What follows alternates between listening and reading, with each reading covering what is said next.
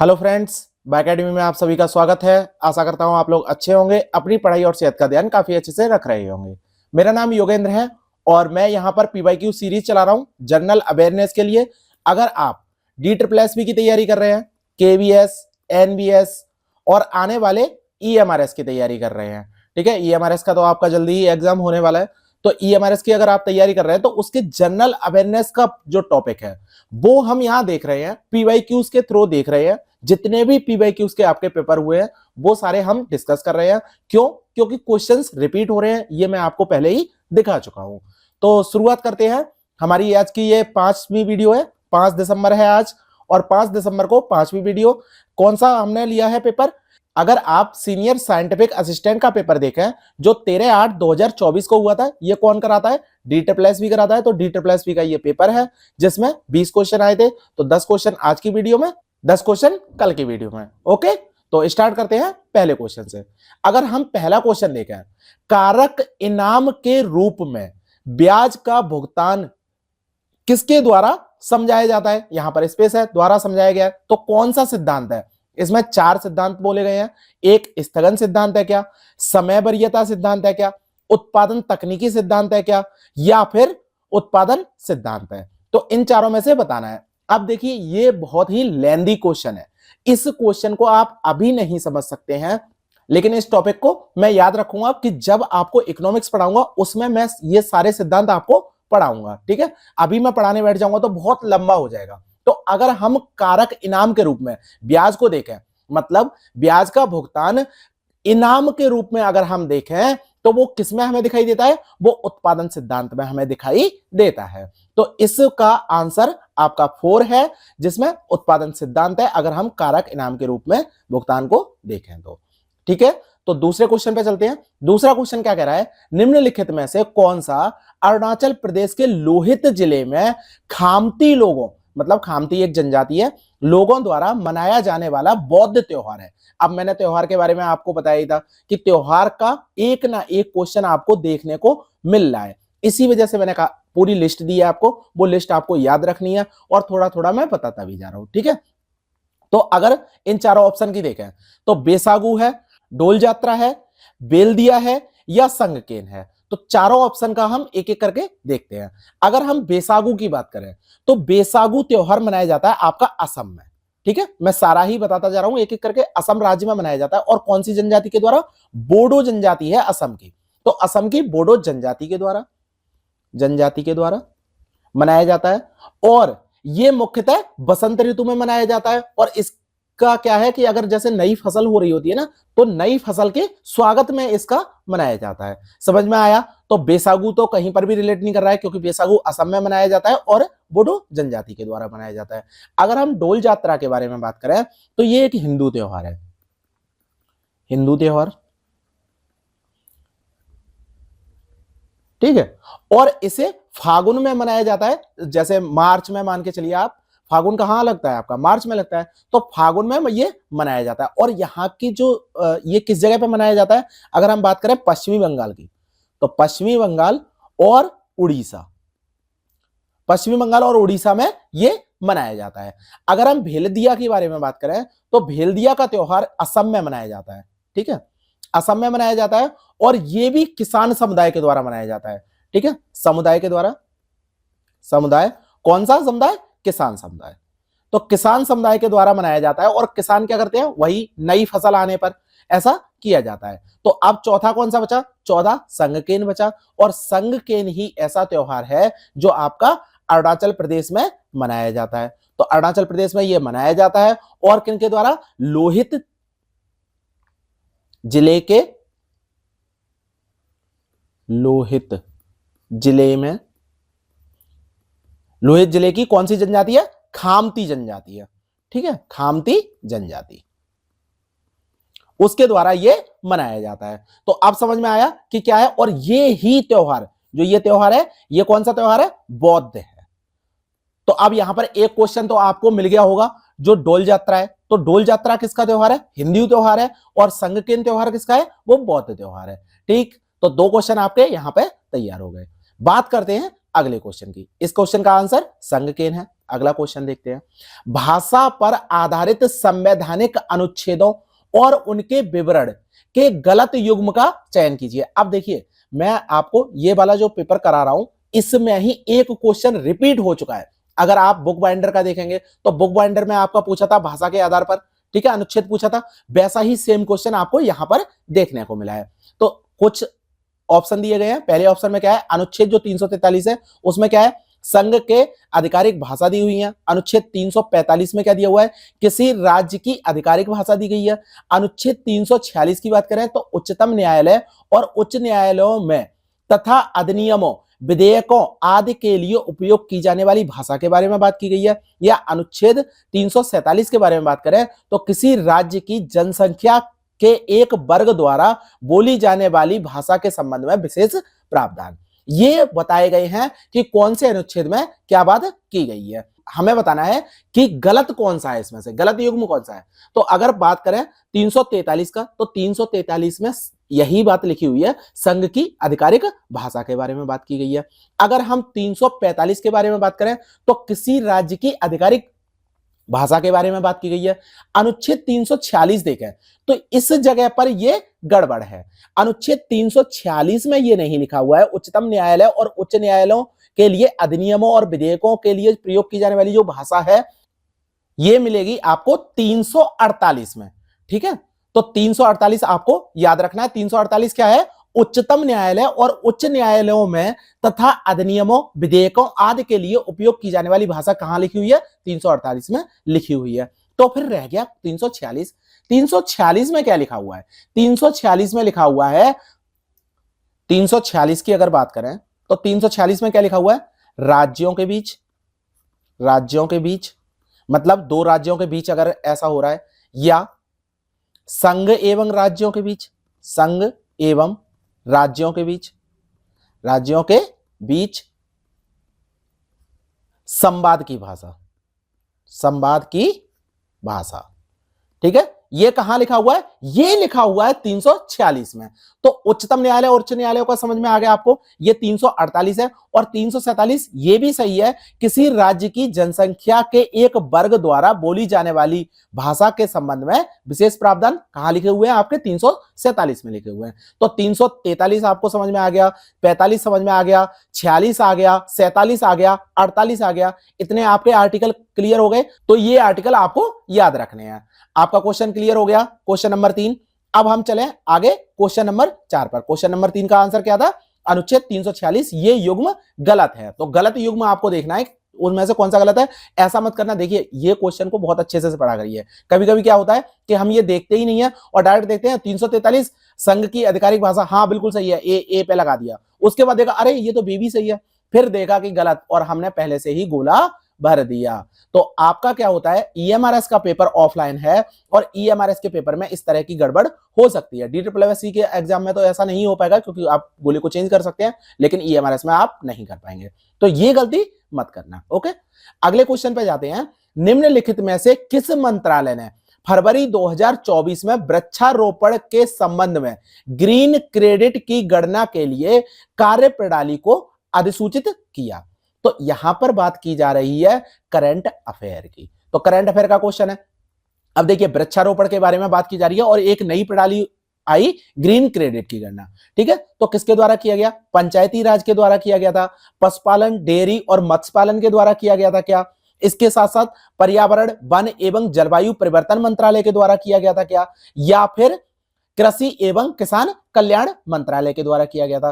तो देखिए यहां पर किसके बारे में बात की जा रही है। अगर वृक्षारोपण की बात की जा रही है तो वृक्षारोपण कहां से आएगा, वृक्षारोपण से आएगा आपका पर्यावरण से। तो पंचायती राज कहां से आ गया, ये पशुपालन, डेयरी कहां से आ गया, कृषि और किसान कहां से आ गया, ये आ गया आपका ऑप्शन सी। तो डायरेक्ट ही है आपका आंसर, कुछ और पढ़ने की जरूरत ही नहीं है, ठीक है। तो आपका समझ में आ गया कि पर्यावरण, वन एवं जलवायु परिवर्तन मंत्रालय ही इसका आंसर है। इसने ही ग्रीन क्रेडिट गणना के लिए कार्यप्रणाली की अधिसूचित किया था। समझ में आया। अब बात करते हैं ग्रीन क्रेडिट के बारे में। इसमें क्या होता है, ये एक प्रणाली है। इसका उद्देश्य क्या है कि इन उन संस्थानों और व्यक्तियों का प्रोत्साहन करना जो वृक्षारोपण करते हैं या पर्यावरण संरक्षण में अपना कार्य करते हैं। अब इसके तहत क्या किया जाएगा, या तो वृक्षारोपण किया जा रहा है, उस क्षेत्र के कार्यों का मूल्यांकन करते हैं सबसे पहले तो, ठीक है, और मूल्यांकन करने के बाद उसे ग्रीन क्रेडिट दिया जाता है जिससे पर्यावरण संतुलन को बनाए रखा जा सके। यही इसकी प्रणाली है कि देखा जाएगा कि कोई व्यक्ति है या संस्थान है उसके द्वारा वृक्षारोपण किया जा रहा है तो उसे देखा जाएगा, उसका सर्विलांस किया जाएगा, उसके बाद उसे ग्रीन क्रेडिट दिया जाएगा। तो ये इसका कुछ थोड़ा सा कार्य है। समझ में आ गया आपका? बिल्कुल एकदम फैक्चुअल क्वेश्चन है और ये क्वेश्चन आपका रिपीट नहीं होगा। अब जैसे पंचायती राज मंत्रालय है, ठीक है, ये जो मंत्रालय हैं, इन मंत्रालयों के बारे में थोड़ा थोड़ा इनके कार्यों के बारे में आपको देख लेना है, बस यही है। तो ये सारे ही आपके बाद में कराए जाएंगे, तो उनके लिए आपको निश्चिंत रहना है। जैसे कि आपका आज समझ में आ गया पर्यावरण वन एवं जलवायु मंत्रालय, ये क्या करती है, ये पर्यावरण के लिए काम करती है, जलवायु के लिए काम करती है, और जलवायु परिवर्तन को संतुलित रखना है, ठीक है, उसी के लिए ग्रीन क्रेडिट योजना है। तो ये आपको समझ में आ गया, इससे ही आपका तीसरा आंसर हो जाता है। बात करते हैं पांचवें क्वेश्चन की। जनगणना 2011 के अनुसार निम्नलिखित में से किन राज्यों, केंद्र शासित प्रदेशों की साक्षरता दर 90% से अधिक थी? अब देखिए ये क्वेश्चन भी शायद केबीएस में रिपीट हुआ था, तो केबीएस से ये क्वेश्चन आया है, ठीक है, तो याद रखना कि कहां ये क्वेश्चन दिया हुआ है। तो यहां पर मैंने एक लिस्ट ही बना दी है पूरी आपकी, जिससे आपको समझने में आसानी होगी। अब देखिए यहां पर क्या कह रहा है कि राज्यों और केंद्र शासित प्रदेशों दोनों को ही इसने जोड़ लिया गया है। हम क्या करेंगे, अलग अलग देखेंगे, तो ये मैंने एक लिस्ट बना दिया। इसमें अगर राज्य और यूनियन टेरिटरी देखें तो क्या है, केरल का है 93.91 है, लक्षद्वीप का अगर देखें 92.28 है, मिजोरम का देखें तो 91.58 है, त्रिपुरा का देखें तो 87.75 है। अब यहां पर आपको यही तीन तो मिल गए, डायरेक्ट मिल गए ये तीन, ठीक है, तो यही तीन है जो 90% से ऊपर हैं। बाकी के क्या है, आप दो और याद कर लीजिए। गोवा का क्या है 87.40 है, तो यहां तक पांच आपको याद कर लेने हैं। उसके बाद मिनिमम और आपको देखना है, ठीक है, अभी आपने मैक्सिमम तो देख लिया, मिनिमम और देखिए। अरुणाचल प्रदेश का क्या है 65.38 है, बिहार का 63.82 है, उसके बाद झारखंड है 66.41 है, राजस्थान का 66.11 है, अरुणाचल प्रदेश का 67.35 है। तो पांच आपको नीचे से याद कर लेने हैं, पांच ऊपर से याद करिए, पांच नीचे से याद करिए। साक्षरता दर आपकी कंप्लीट हो गई, यही आपको इतना याद रखना है। तो क्वेश्चन के हिसाब से आपको केरल, लक्षद्वीप और मिजोरम मिल गया, तो केरल, लक्षद्वीप और मिजोरम आंसर आपका 4 है, और कुछ भी आपको देखने की जरूरत नहीं है।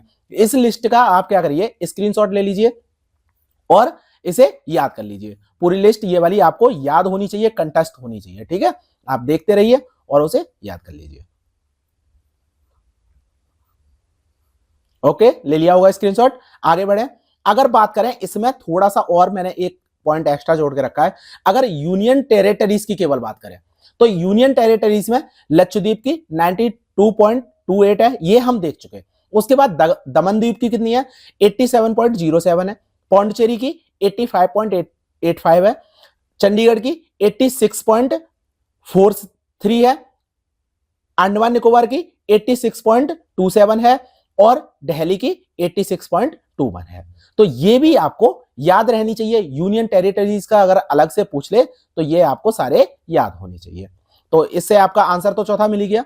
अब बात करते हैं छठवें क्वेश्चन की। छठवां क्वेश्चन क्या कह रहा है, ये भी बिल्कुल फैक्चुअल है। निम्नलिखित में से किस संस्थान ने भारत का सबसे बड़ा ड्रोन पायलट प्रशिक्षण संस्थान शुरू किया? तो यहां डायरेक्ट ही आपको आंसर देखना है, कहीं और जाने की जरूरत नहीं है। भारतीय प्रौद्योगिकी संस्थान गुवाहाटी, ठीक है, सारे ही प्रौद्योगिकी संस्थान है। क्या मुंबई ने किया, मद्रास ने किया, कानपुर ने किया या गुवाहाटी ने किया? तो सबसे बड़ा जो पायलट प्रशिक्षण संस्थान है उसकी शुरुआत किसने की है?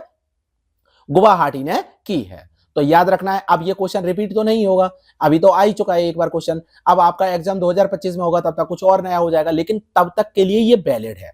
अभी ये क्वेश्चन जैसे करंट अफेयर का होने के बाद भी मैं कह रहा हूं इस क्वेश्चन का आंसर आपको पता होना चाहिए। ये क्वेश्चन रिपीट हो सकता है। क्यों रिपीट हो सकता है? क्योंकि अभी तक कोई नया पायलट प्रोजेक्ट नहीं आएगा, कोई बड़े ड्रोन पायलट प्रोजेक्ट नहीं आया, तो यही वाला मान्य होगा आपके एग्जाम तक का। तो आपको याद रखना है इसका। आप चाहे भले ही आप करंट अफेयर का क्वेश्चन देख रहे हैं, लेकिन फिर भी ये आपके लिए इंपॉर्टेंट है। तो चौथा इसका आंसर है। बात करते हैं सातवें क्वेश्चन की। निम्नलिखित में से कौन सा राष्ट्रीय उद्यान उत्तर प्रदेश में स्थित है? अब देखिए फिर से एक आ गया राष्ट्रीय उद्यान का। 3 क्वेश्चन आपके लगातार रिपीट होते ही जा रहे हैं। एक आपका राष्ट्रीय उद्यान का हो रहा है, ठीक है। उसके बाद अगर आप देखें तो त्योहार का होता जा रहा है, त्योहार का हुआ। उसके बाद अगर आप भाषा के जो आपके आर्टिकल हैं, ठीक है, तो आर्टिकल आपको याद करने हैं सारे भाषा वाले, त्योहार आपको याद करने हैं और नेशनल पार्क आपको याद करने हैं। तो ये 3 क्वेश्चन आपके लगातार रिपीट हो रहे हैं। बात करते हैं उत्तर प्रदेश का कौन सा है। अगर जिम कॉर्बेट राष्ट्रीय उद्यान की बात करें तो जिम कॉर्बेट कहां है आपका? जिम कॉर्बेट है आपका उत्तराखंड में। मैंने आपको पिछली बार दिखाया था तो उत्तराखंड में था ये, उत्तराखंड। अगर बात करें दुधवा का तो ये दुधवा है वो उत्तर प्रदेश में है, ठीक है। यही आपका आंसर हो जाएगा। अगर राजा जी की बात करें तो राजा जी कहां है आपका? उत्तराखंड में है। और अगर दाचीगाम की बात करें तो दाचीगाम कहां है आपका? दाचीगाम आपको पड़ता है JNK में, ठीक है, JNK में पड़ता है। तो ये आपको याद रखने हैं चारों ही। वैसे तो मैंने आपको सारे राष्ट्रीय उद्यान का एक और मैं फिर से दे दूंगा, आपको पूरी लिस्ट दे दूंगा राष्ट्रीय उद्यान की, क्योंकि क्वेश्चन रिपीट हो रहा है, ठीक है। बाकी के ये 4 तो आप समझ गए। तो इससे आपका आंसर क्या हो जाएगा? दुधवा राष्ट्रीय उद्यान आपका आंसर हो जाएगा। मैं आपको पूरी एक लिस्ट दे दूंगा। ये भी मैंने एक लिस्ट बना के रखी है, देखिए मैं दिखाऊंगा लेकिन आपको शायद दिखाई नहीं देगी। ये लिस्ट है, अगर मैं इसे बड़ा करूंगा तो आपको दिखाई देगा। अभी मैं यहां पे बड़ा नहीं कर सकता हूं, मैं आपको पूरी लिस्ट बड़े करके दे दूंगा PDF फॉर्मेट में, जिसे आप पढ़ते रहिए, रटते रहिए, ओके। क्योंकि क्वेश्चन तो बनने हैं, हमें रटना है, एग्जाम निकालना है, हमें कैसे भी निकालें, चाहे पढ़ के निकालो चाहे रट के निकालो, एग्जाम निकालना है, ओके। स्टार्ट करते हैं 8वां क्वेश्चन। उत्तरी मैदान वर्ग किलोमीटर के क्षेत्र में फैला हुआ है। उत्तरी मैदान कितने वर्ग किलोमीटर के क्षेत्र में फैला हुआ है? यहां पर स्पेस है तो बताना है कौन सा है। पहला को 12 लाख, 2 लाख, 9 लाख या 7 लाख। अगर बात करें पूरे जो अपना भारत है, उस भारत की अगर सब चीजें देखें तो एक पूरा ही बना लेते हैं, ड्रॉ कर लेते हैं, ठीक है। ये ज्यादा बेटर रहेगा, क्योंकि अगर उत्तरी मैदान के बारे में बात कर रहा है तो ये किसी और चीज के बारे में भी बात कर सकता है। तो हम कुछ पॉइंट बांटेंगे, लगभग 5-6 पॉइंट होंगे। पहला पॉइंट की अगर हम बात करें तो सबसे ऊपर से शुरुआत करते हैं, उत्तरी पर्वत की बात करते हैं। उत्तरी पर्वत अगर देखें तो ये कितने वर्ग किलोमीटर में है? तो ये है 5 लाख वर्ग किलोमीटर में, ठीक है, 5 लाख वर्ग किलोमीटर, ठीक। अब बात करते हैं दूसरा। ये सारे ही आपको याद करने हैं, मैं जो भी आपको लिखा रहा हूं वो सारे आपको याद करने हैं। उत्तरी मैदान की बात करें, उत्तरी मैदान, इसे भी चाहो तो स्क्रीनशॉट ले लेना या लिख लेना, मेरा राइटिंग इतना अच्छा नहीं है, वो आपको खुद ही लिखना है। 7 लाख वर्ग किलोमीटर। अगर हम तीसरे पॉइंट की बात करें तो दक्षिण का पठार आता है, वहां से नीचे चलते जाएं तो दक्षिणी पठार। दक्षिणी पठार कितना है? ये है आपका 14 लाख से ऊपर पड़ता है, 14.2 लाख किलोमीटर स्क्वायर, ठीक है। इसके बाद अगर चौथे पॉइंट की बात करें तो तटीय मैदानों की बात करते हैं। फिर तटीय मैदान, तटीय मैदान कितने पड़ते हैं आपके? तटीय मैदान पड़ते हैं आपके 0.8 प्लस 0.5 लाख किलोमीटर स्क्वायर, ठीक है। अब ये जो 0.8 है जो मैंने लिखा है, ये पूर्वी है और ये पश्चिमी है, ठीक है। तो ये आपको अलग अलग भी याद रखने हैं, और एक साथ अगर पूछना जाए तटीय मैदान तो तटीय मैदान इतने पड़ते हैं। 6वां पॉइंट, अगर आप मरुस्थल की बात करें, मरुस्थल की बात करें, 5वां पॉइंट होगा ये। देख नहीं रहे हो आप कुछ भी, मैंने 6वां बोल दिया तो आपने भी 6वां लिख लिया होगा, है ना। तो ये है आपका 2 लाख वर्ग किलोमीटर स्क्वायर, ठीक है। 6वां पॉइंट, बात करें अगर द्वीपीय क्षेत्र की, द्वीपीय क्षेत्र कितना है? द्वीपीय क्षेत्र में आपने 2 हैं, तो यहां पर भी फर्स्ट सेकंड कर लेते हैं। फर्स्ट सेकंड अगर देखें, अंडमान निकोबार, अंडमान मैंने लिख रहा हूं, केवल अंडमान निकोबार है पूरा, ठीक है। तो आप अपने में अंडमान निकोबार ही लिखना।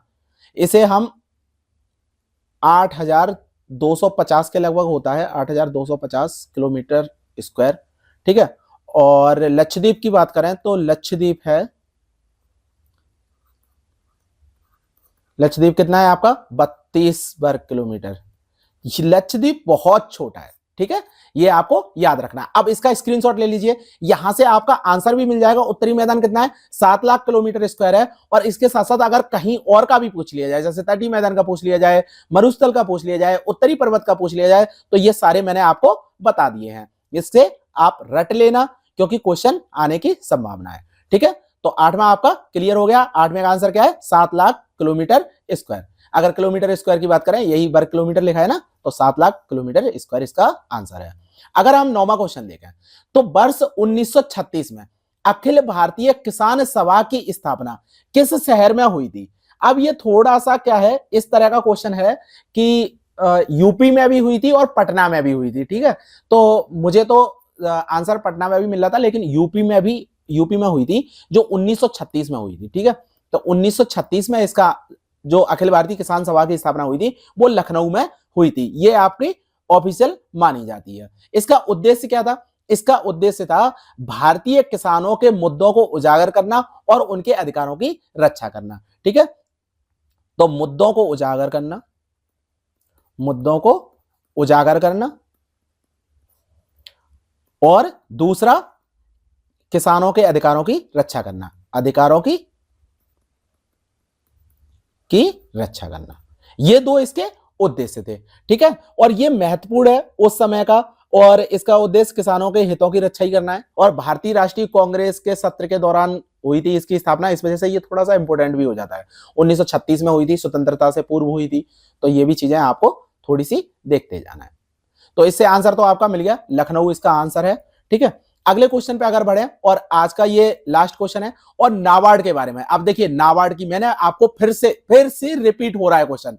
मैं कितनी बार आपको बता चुका हूं, क्वेश्चंस कितने रिपीट हो रहे हैं। अभी तो हमारी केवल 5वीं क्लास है ना, और 5वीं क्लास में हमारे क्वेश्चन लगातार रिपीट होते जा रहे हैं। 3 से 4 क्वेश्चन मिल गए जो आपको रिपीट हो रहे हैं। ठीक है, तो नाबार्ड ग्रामीण ऋण के क्षेत्र में एक शीर्ष संस्थान है, और नाबार्ड में जो आर है, ये आर है, इसका अर्थ क्या है? तो नाबार्ड की मैंने फुल फॉर्म बताई थी आपको, कि नाबार्ड की फुल फॉर्म आपको याद रखनी है, क्योंकि ये आ जाती है। तो फिर से मैं बता रहा हूं आपको, नेशनल, NATIONAL, बहुत अच्छे से लिख लेना, बैंक फॉर एग्रीकल्चर